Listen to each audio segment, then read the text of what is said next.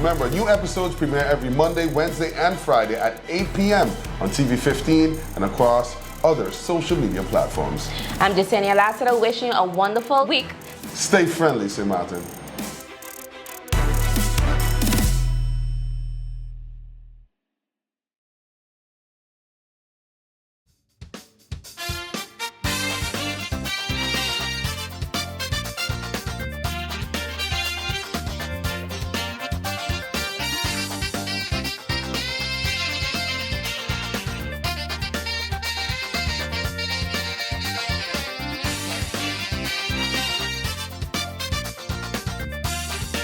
Welcome to the Late Night Show. Hope everything is okay. Hope everything is all right. I'm your host, Andrew Dick.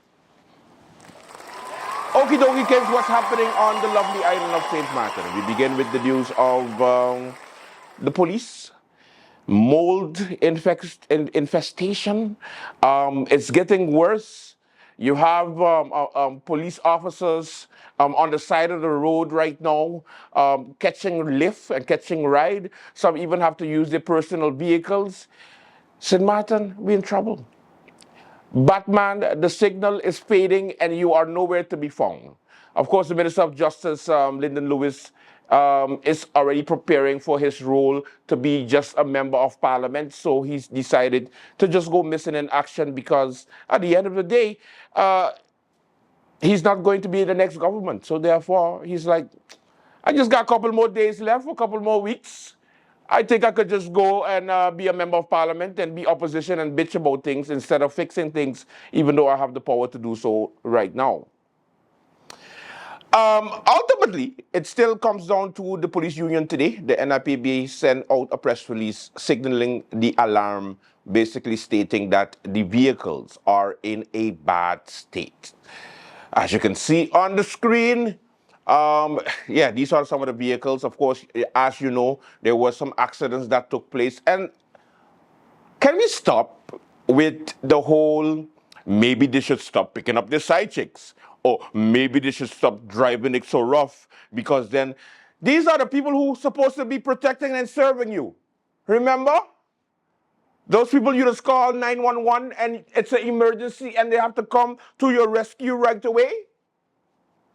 These are the same people you just be calling and want to protect the tourists that come here, protect the local people, but you throw in shade, meaning some people, not all.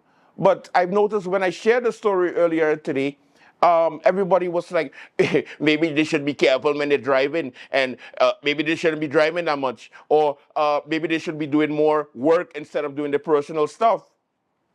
Granted, no problem. But there is a serious situation that is happening right now on St. Martin, which is we don't have any vehicle for our police officers. Isn't that warranted an emergency meeting of Parliament instead of taking the whole damn week off? Because St. Martin Day is coming up. They got the Jump Up, the Juve Morning Jump Up St. Martin's Day edition that's coming up, which you should go get your shirt because the shirts are going quick.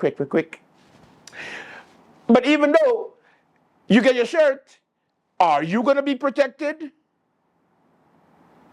Because you know that KPSM, the police of St. Martin, won't be able to protect us, let us be safe, if there are no vehicles.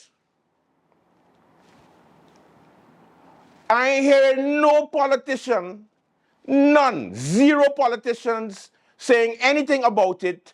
The police need your help right now. The public, companies, I already talked to car rental agencies since last week when I said, hey, can you just send some cars to the police station so that at least they can do patrolling? Like, I don't think you understand the dire situation that we're in. Because the union made it very clear. There are vehicles that were ordered that still have to reach St. Martin. They're not coming anytime soon. They have a number of things that are happening on St. Martin, which is the jump up for this upcoming weekend. We have, of course, the Christmas season, the Black Friday, the Phillipsburg, the season. This is where we need police most of the time. And we have no vehicles. Granted, I don't want to put any blame on nobody why we don't have any vehicles and so on and so on. But Minister of Justice Lyndon Lewis, you are in the seat right now.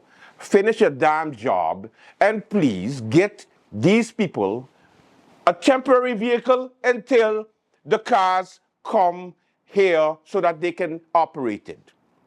Because I know for election time, it was seen as the most disrespectful thing from Luke Messalina, our Prime Minister, to step in and meet with the police station and said, how many cars you need? I will get them, no worry.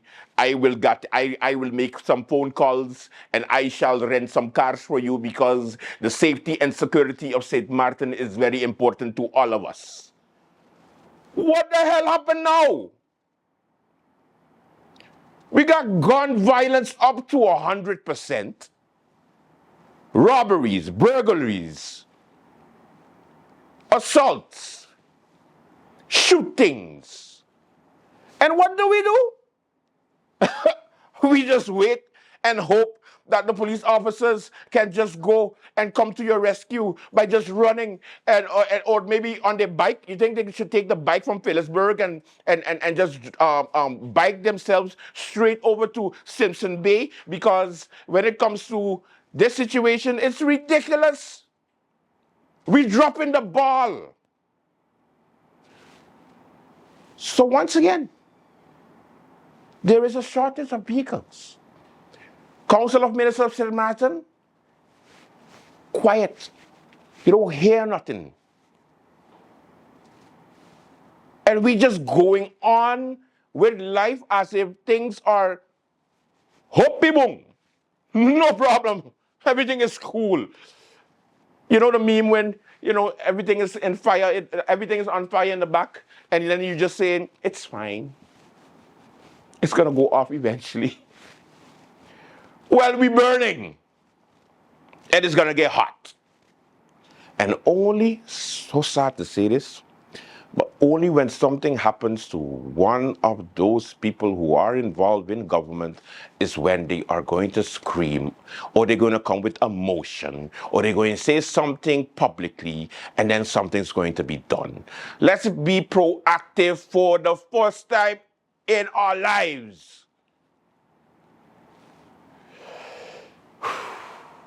Okay, so recently they had a Central Committee meeting whereby you had the Minister of Justice, Lyndon Lewis, giving an update on everything justice.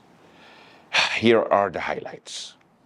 The Victim Support Services of St. Martin has been actively assisting families, helping victims cope with the release of offenders and raising awareness on issues such as human trafficking and human smuggling. The collaboration with France victims has also greatly enhanced our capacity to support victims on both sides of the island. Finally, effective administration and clear policies are crucial for a functioning justice system. Since my appointment, we have identified a need to modernize and streamline administrative processes within the Ministry of Justice. This includes revisiting outdated policies, implementing new frameworks for handling complaints, and improving the efficiency of legal case management, particularly in detainee management, personnel issues, and immigration. These reforms aim to reduce delays, ensure timely responses, and create a more transparent and accountable system. In conclusion, I am confident that with all stakeholders, continued efforts and cooperation, we can address these critical issues and strengthen our justice system. I look forward to your questions and engaging in a constructive discussion on our way forward. I thank you. Thank you, Minister. To which member of parliament can I give the floor?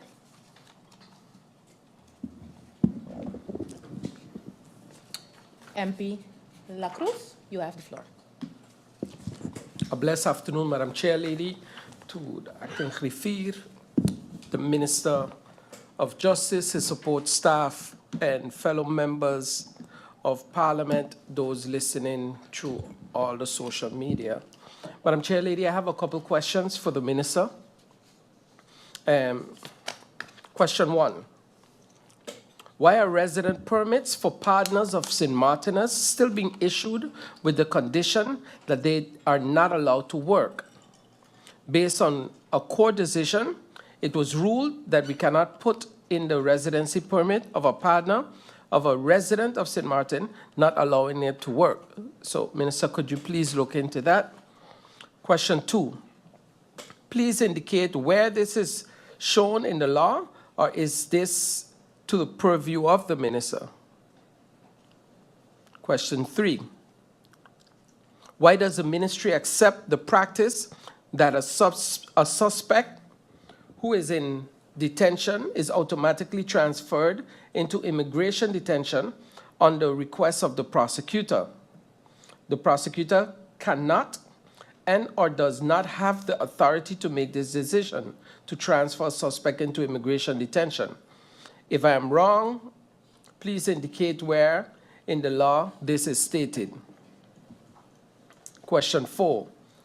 Where are persons being held in immigration detention currently? Question 5. Under what policy or law is it allowed to hold someone in immigration detention? Question 6. Who is authorized to do that, and what is the process? Question 7. Minister, just for your knowledge, the questions were already sent to your support staff, so no one needs to write them down. Why and based on what law is this facility approved to be an immigration detention? Who approved it and based on what standards? Question 9. Minister, are you aware of a recent court decision whereby the court said that you are not allowed to ban a person after he or she has been sent back to the country of origin? What did the ministry do with this court ruling? My following questions are pertaining to the prison. Suspects who are in pre-detention at the police station are being released by the prosecutor's office due to lack of space. Every day, suspects are being released. Is it only a few that are being transferred to Point Blanche? Next question. After sentencing, the inmates sit 2/3 of their time. The minister and the ministry are in charge of deciding on the release after sentencing. The minister gets advice from the probation officer, prison, and the Centrale Commissie for the Reclassering for the advising part, and the release there is no actual role of the prosecutor. Minister, can you tell me if it is correct that a prosecutor has a say or not in who gets released after sentencing? If so, why and based on what law? Following question. Based on case law, the appeal court's decision, the process for early release needs to start at least 2 months prior to the early release date. This never happens. Why is there a backlog on the advices from CCR? Are they still functioning? How many members do we have in CCR? What is the time frame that is needed for an advice? What is the reason inmates don't get their decision on release on time? Next questions. The former minister published a so-called early release and ankle bracelet policy. Is this policy, the early release, due to lack of cell space on the ankle bracelet or under conditions or other conditions? Is at the discretion of the minister? It states verbally, it is mentioned that they have an extra 6 months deduction on their time if there is a situation that they need the cells. Shouldn't there be a transparent policy that applies for all? Because now, how you decide minister, how do you decide, minister, who gets released on time and who not? Next question. Minister, now that we have a serious problem with cell capacity and the suspects are being released after a couple days from police custody and adults are being detained at the MLC, how come we have not introduced the old policy on early release again, which the former Minister Duncan had cancelled for no reasons? Aruba, the Best, and Curacao all have this policy. Where's the policy for St. Martin?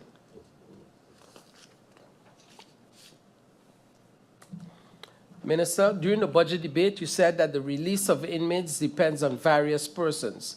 You mentioned the governor, the prosecutor, and even lawyers. Can you please explain what you mean? Because as mentioned, the release of inmates is clearly mentioned in the law. Lawyers has no say at all on which inmates are being released. If I'm wrong, please clarify.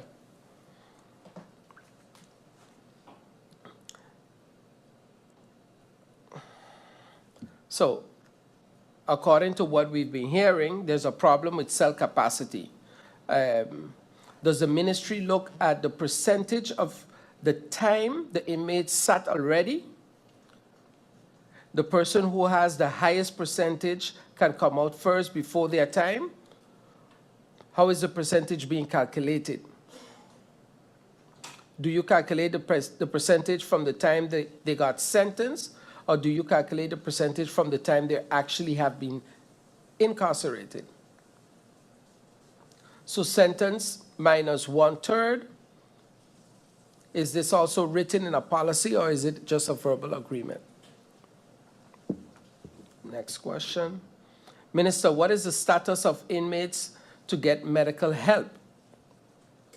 Currently, a few inmates need urgent medical attention and are still waiting on the ministry to take a decision. Based on recent court cases, the prosecutor's office is stating that the final decision is still being made by the minister. Is this true, or is it? And if not, please clarify. Next question. Based on the law, an inmate needs to work once they've received their sentence. What is the status of this? Why are inmates who have received long prison sentences, why are they still not working? What is the ministry's vision on this? What is the minister's opinion on working outside of the prisons, like they do in St. Kitts, for example, chain gang? Thank you, Madam Chair. Thank you, MP La Cruz. To which other member of parliament can I give the floor? MP York, you have the floor. Thank you, Madam Chair. Good afternoon, Madam Chair, honorable colleagues, Minister and support staff, and the viewing public. Minister, I think we would all be remiss if we were not to address the elephant in the room. I would have hoped it would have been part of your opening statement, so it was not, so hence my question. You've dominated the headlines in recent weeks for positive things, and as of recent, the headlines have brought more questions than answers. So as it pertains to your person and the ministry, before you answer MP La Cruz's questions, I think the viewing public, as those in this room, would like more clarification on your person and the ministry in relation to the news as of late. Thank you. All right, welcome to the Late Night Show. We have a good one for you. Let's begin.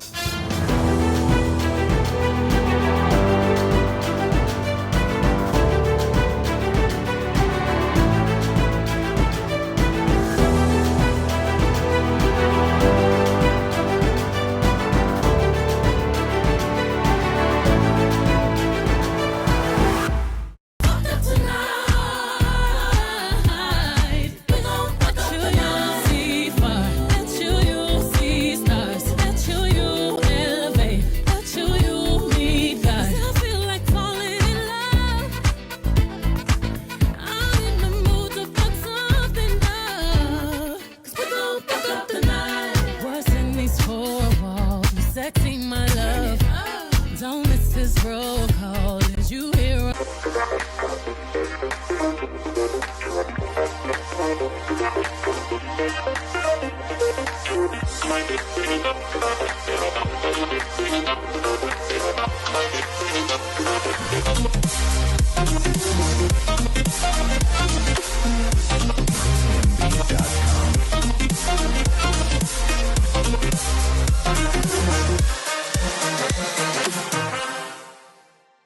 GEBE, our commitment extends beyond utilities. It's about exceptional service. Meet the heart of the operation, the customer service team. With a friendly voice and a helping hand, we're here to address your concerns. Whether it's a billing question or a technical issue, we're dedicated to finding solutions. Your satisfaction drives us. We listen, we act, and we make a difference. GEBE, the power to serve.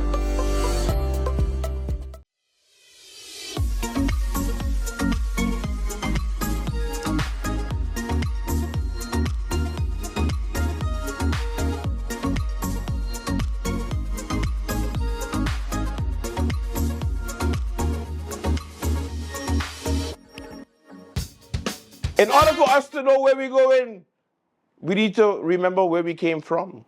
Therefore, today's flashback. I think it was after Irma, I believe, we were approached when I was still working in Domain Affairs, you, Madam, Mr. Chairman, where certain entities that were already operating on the beach, they basically got bulldozed. Their snack bar was bulldozed by Sun Resorts because they believed that they owned the beach. Since then, you know, the entities came to Vromi when we were working there, and we advised them to take it to court. Why? Because according to the Civil Code, Book 5, Articles 25 and 26, the beach is part of the ownership of government of the country. So that means that even though Sun Resorts was claiming to be the owner of the beach, they would have to prove this legally. The entity took our advice from Domain Affairs back then. This was in 2017 or 18, I believe. And they came back after, I think it was a year, and they won. They won the case, and Sun Resorts did not appeal the case. This means that the beach side of Mullet Bay, since then, legally has been owned by Country St. Martin. I must say to you, Mr. Chairman, that at this point, I don't understand what the actual goal is of the inquiry and what new information we think we will find after the inquiry. The ownership of the whole Mullet Bay property is not a question. That has been determined already. The golf course and the larger area of the property belongs to Sun Resorts, and the beach belongs to Country St. Martin, as per Articles 25 and 26 of Book 5 of the Civil Code. The ownership of the Mullet Bay beach itself is not disputable. The beach already belongs to the country and cannot be sold or have access restricted without coming to Parliament first. That is what Article 26, Section 2 of Book 5 of the Civil Code clearly states. So that's a non-issue. And this is the crucial part of the case because the over-evaluation of the value of the Mullet Bay property is largely done because they take our beach in their assessment. That is wrong. And till up to today, I do not see government saying anything about this specific aspect. Mr. Chairman, let me start off by saying that I will be presenting a motion concerning the topic that we are speaking here today.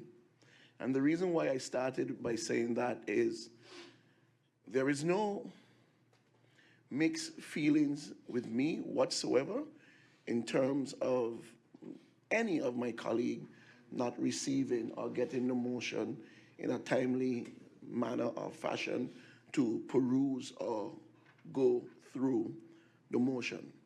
If any one of my colleagues feel that way, I humbly apologize for that, simply because, Mr. Chairman, as the motion was being completed and it was passed on, in my assumption, I wanted to believe that it was passed on to the other and the other and the other.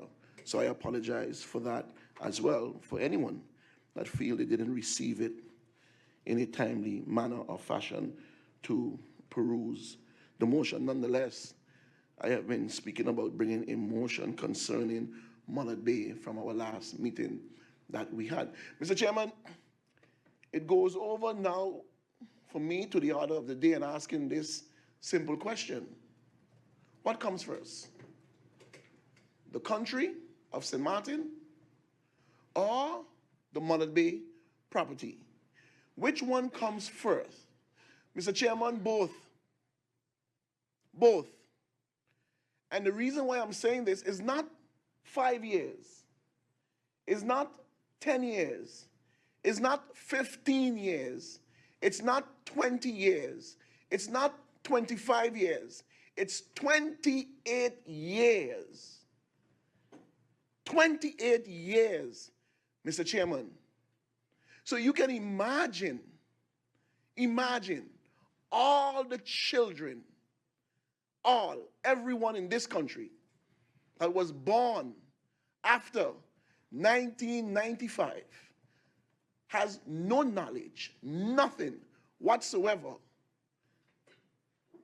none, what Mullet Bay looked like, what Mullet Bay all about, what it meant to this country, what it meant to the neighboring islands, what it meant to fathers and mothers, aunts and uncles, what it meant to the whole region, Antigua, St. Kitts, Nevis, Anguilla, what it meant to all those neighboring islands.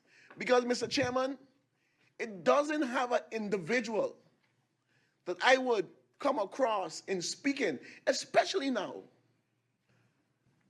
It doesn't matter what the discussion is. At some point in time, I would get this. I work with your mother at Mullet Bay. I work with your aunt who was doing taxi at Mullet Bay.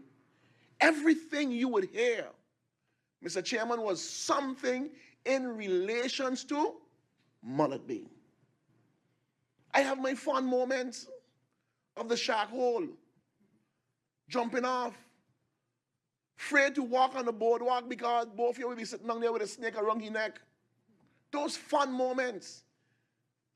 The basketball court that was right next to it. The big boys would be showing off their new moves. Who got the fresh Michael Jordan shoes? Mullet Bay. Mr. Chairman, as we speak about Mullet Bay, there is something, Mr. Chairman, that makes the people of St. Martin feel this love, affection for whatever it is to that property that we call Mullet Bay. So that's why I asked the question, which one comes first? The people of St. Martin or the property? The beach, which one comes first? It doesn't matter. What matters, St. Martin, what matters, Mr. Chairman, is that 'tis we own. 'Tis we own. It belongs to us. It belongs to us. Now, we can get in. We can get into the discussion of Sun Resorts, Ania, the Central Bank of St. Martin. We can get into that discussion. I'm not disagreeing with my colleagues when they make mention of the lands for ordering, the right of expropriation, the right of this. I am not disagreeing, Mr. Chairman. But the fundamental issue that I have is time. Mr. Chairman, I am happy, as I said in my elucidation earlier, with the progress we have made and the closer steps that we're getting to finding the truth behind everything regarding Mullet Bay via the inquiry, being able to come up with tangible solutions, not just on our own, but well-researched in solutions for the situation that St. Martin faced, and take all of the different opinions of everyone into account and come up with a well-researched, a well-documented, and one where, by even of measures of getting documents by law and having people testify under oath, then you have the truth, then you act. Mr. Chairman, I have to say it has been a great pleasure thus far working within the Mullet Bay Inquiry Commission. I feel like that commission functions like how Parliament should function. Because in the commission currently, we have 2 coalition members, we have 2 opposition members. And of course, without going into details of those discussions, what I can tell you is that we always maintain our professionalism. Not once in the years that this commission has operated have you heard of a leaked document, have you heard of a recorded conversation, have you heard of any emails being leaked? None of that. We have operated with the utmost integrity and professionalism within that commission. And that is what is essential to the success of this. Mr. Chairman, without going into the confidential matters within the inquiry, to give the public a bit of a summary based on what we have all read within the media of where we are now with Mullet Bay, I will summarize it as follows. Mullet Bay, and when we say Mullet Bay, it's actually officially called Mullet Pond Beach, which is what we all call Mullet Bay Beach. And then you have the Mullet Bay property, which is subdivided into various areas and encompasses, I believe, I don't remember the number of square meters, but a very large piece of land bordering Point Pirouette, etc. The value of this property has been ascertained by the courts of St. Martin has been inflated. This property is owned by an entity called Sun Resorts. Sun Resorts was transferred to the books of the insurance company Enya, and upon receiving that property at a lower value, audits have shown and the court cases have shown that the value of the property continued to be inflated. So on the left side of the balance sheet, you see a property that's listed for over 300 million in value, for example, and what the entity was doing under the orders of their top company, Parliamentary Group, which is headed by Hushang Ansari, under those orders, loans were drawn against that asset within this insurance company. Because if you have that 300 million in asset and you go to a bank, they will say, sure, we'll gladly give you 300 million. At some point, and it's one of the things that needs to be ascertained by the inquiry, despite this supposing to be a public supervised entity, despite so many years passing, despite so many governments, despite it being an obvious problem that Mullet Bay has never been developed, this passed through everyone's eyes until, I believe it was 2016, when finally the central bank really looked into this, and as a result, using the necessary laws, decided to take administrative action because the entire company of Enya was at risk because of this behavior. And it was flagged because of a $100 million drawing that the court documents show that went to a Bank of New York suddenly out of Enya during a very tough economic time. That prompted the central bank, according to their statements in the court cases, to investigate. They found the issues and they took administrative action. So to be clear, does the central bank own Sun Resorts, Mullet Bay, Enya? No. But it is under a strict legal administrative procedure where they can decide, despite the many challenges to that have been shot down in court, they have the power to decide what happens within Enya and their assets. So this is where we are today. MP Emmanuel touched me as well, and I think many of us in here, when he talked about the memories of Mullet Bay. I myself have those. We all do.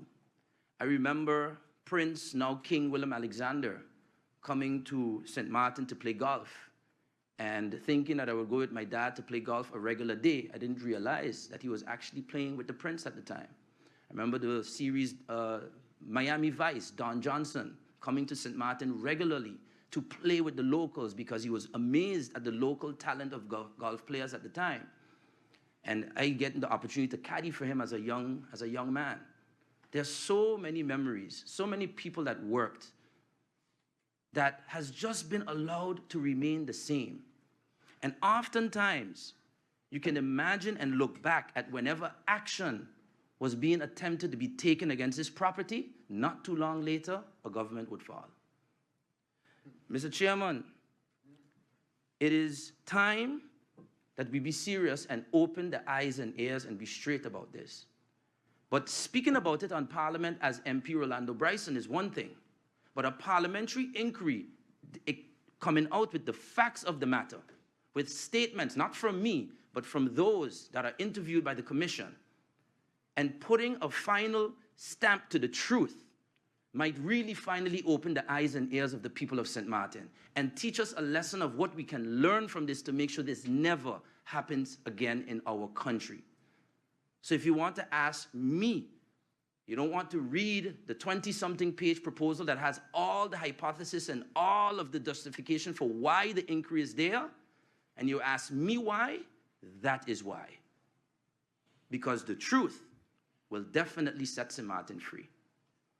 Mr. Chairman, I have had situations where members of my own party, former members, I came to this parliament and I made a notification to congratulate the people of St. Martin. Congratulations to you, because that was the date that the court case was won by Enya against Ansari et al. A great victory for St. Martin. And I was chastised for saying that. Say, you don't speak on behalf of the up, or everybody in the up when it comes to that.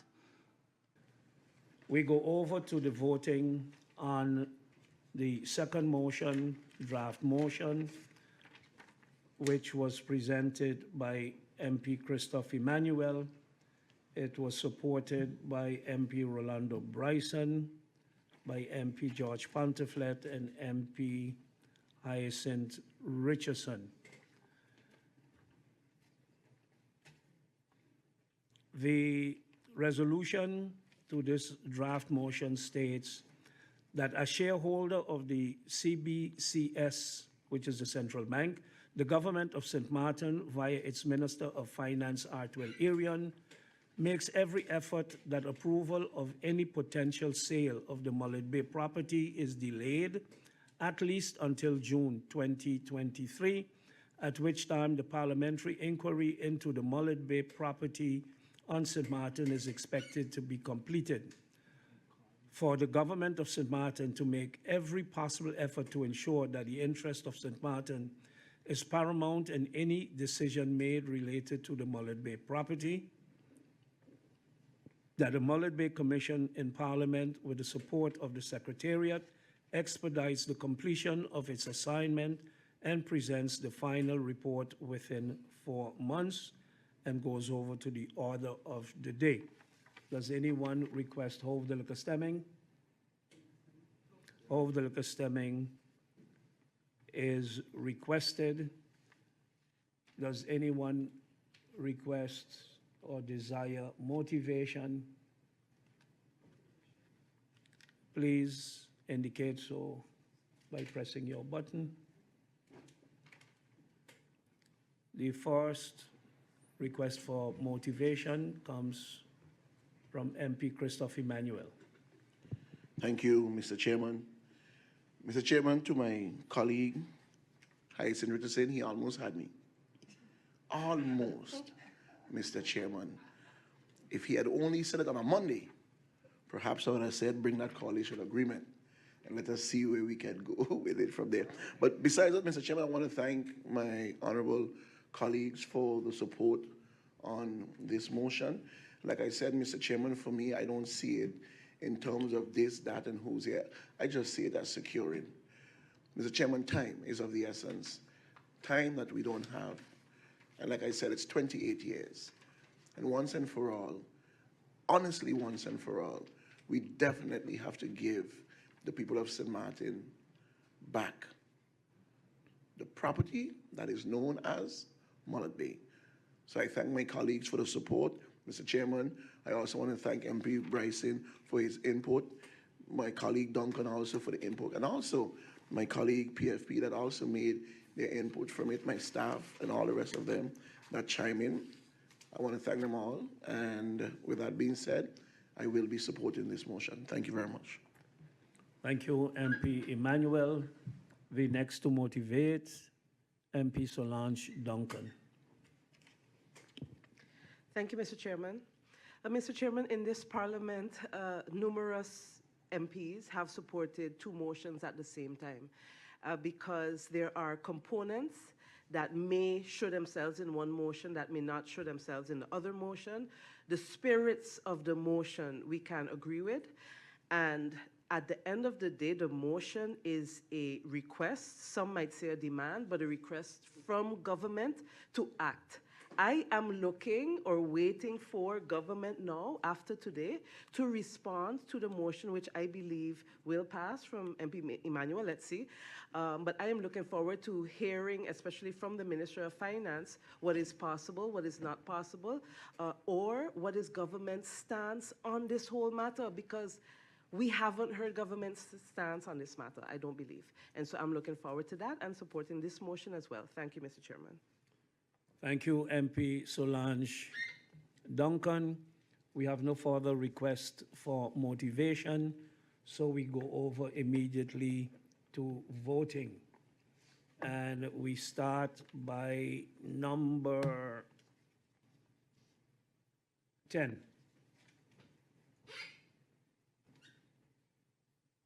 Number 10. MP Rayon Peterson. Against. MP Hyacinth Richardson.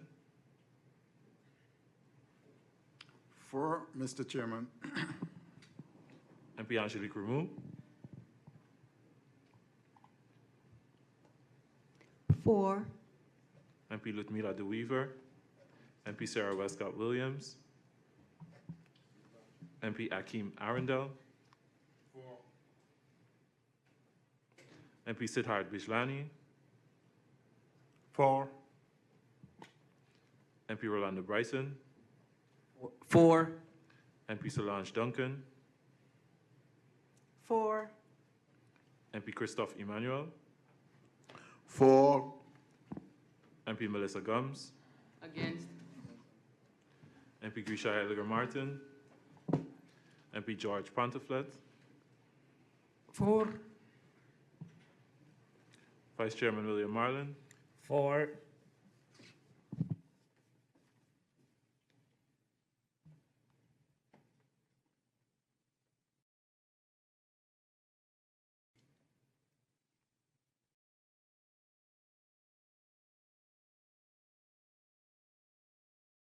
We have 11 votes that have been cast, 9 for and 2 against the draft motion number 2 submitted by MP Emmanuel Gums. My apologies. Christophe Emmanuel. Emmanuel Gums is my good friend who's deceased. Emmanuel Gums is deceased. The draft motion presented by MP Christophe Emmanuel has been accepted with 5 votes, 9 votes for and 2 votes against. Time for a commercial break. When we come back, more late night. Stay with us.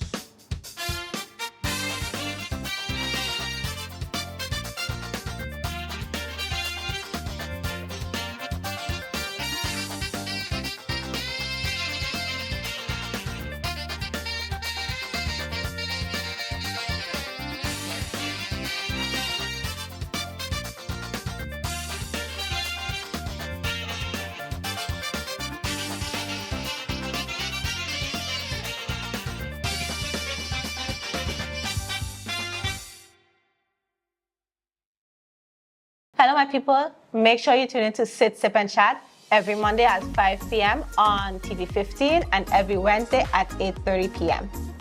And make sure tune in to the Late Night Show with Andrew Dick from Monday to Friday at 10 p.m. with a repeat in the afternoon for no reason. In the afternoon, the Late Night Show at 3 p.m. Thank you, TV 15. Thank you, TV 15. Make sure to tune in. Make sure to tune in to the Late Night. And Sit, Sip, and Chat. Late Night. Welcome to SXM Taxi, the most convenient way to hail a taxi on St. Martin. Our app is strictly dedicated to licensed taxi drivers only on the island of St. Martin. You must have an active authorized taxi license and driver's license to be approved to use our service. Our app is designed for the convenience of both customers and drivers. Customers simply download the app, upload a credit card, and have immediate access to any driver available nearby. Once you sign up and are approved to drive, you can choose when you want to use the app by toggling the switch at the top center of your screen to either online or offline. When you are online, you will be alerted for passenger pickups in your area, be visible to riders, and be able to accept rides. When you are offline, you will not receive alerts and you will be invisible to riders. This feature is available 24 hours a day, 7 days a week to use at your discretion, making the app extremely flexible and user-friendly for the driver. Once the rider requests a taxi, a notification is sent to all drivers in the vicinity. The first available driver to accept the ride gets the fare. Once you are alerted of a potential fare, you can accept the trip by clicking the Accept button at the bottom of your screen. The app's built-in GPS feature will then guide you directly to the rider's location. By clicking the 3 dots in the upper right-hand corner of your screen, you can choose from 3 different GPS integrations: Apple Maps, Google Maps, or Waze. This feature gives you the ability to use the GPS platform you are most comfortable with. Please keep in mind that you must download the GPS app that you prefer separately onto your phone in order to use this feature. We recommend downloading the Waze GPS app for best results, as we find it to be the most accurate and up-to-date GPS platform. Once you arrive at your passenger pickup point, slide the Mark Arrived arrow at the bottom of your screen. For added security, the app will require you to enter either the last 4 digits of the passenger's phone number or an OTP code that was provided to the rider. This built-in safety feature protects drivers from unwanted or incorrect passengers.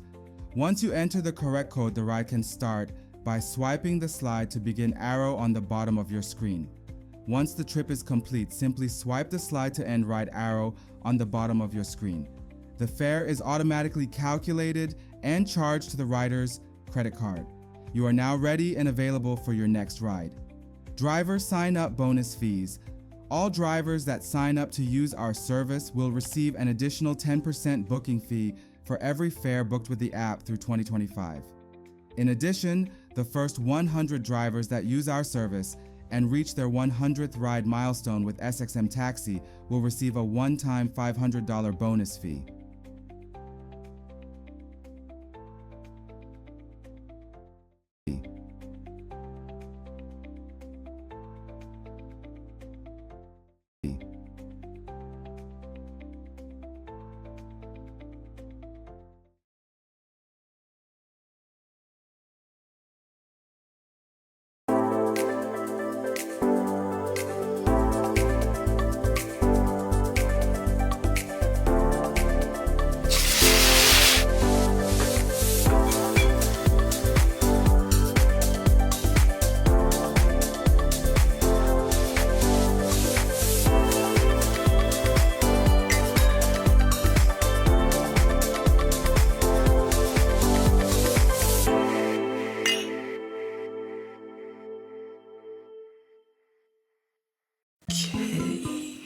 Goes nothing. Hey girl, tell me you don't call me back today. Oh, wait, that's him calling now. I'll call you back.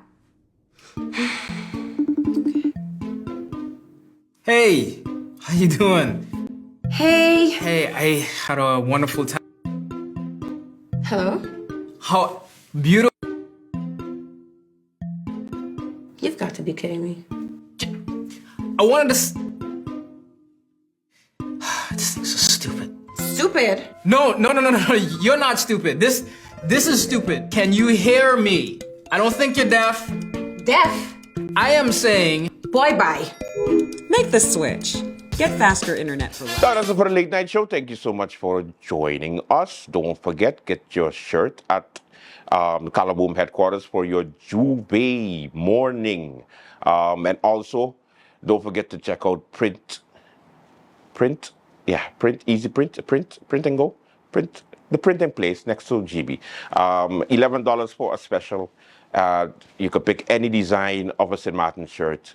Is affordable and represents St. Martin, for God's sake. November 11th is coming, and it's coming quick. All right? Till tomorrow, have a good one. Bye-bye.